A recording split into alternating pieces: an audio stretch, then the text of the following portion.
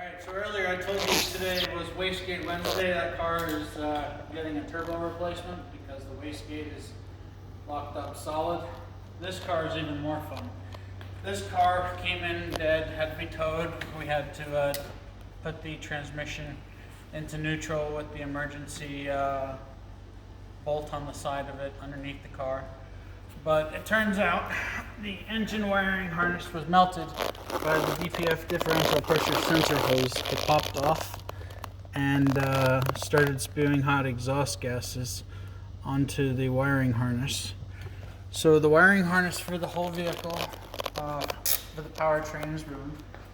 The ECU also shorted out. We opened it up and it stinks. It smells burned. And the wiring harness is going to cost about $750.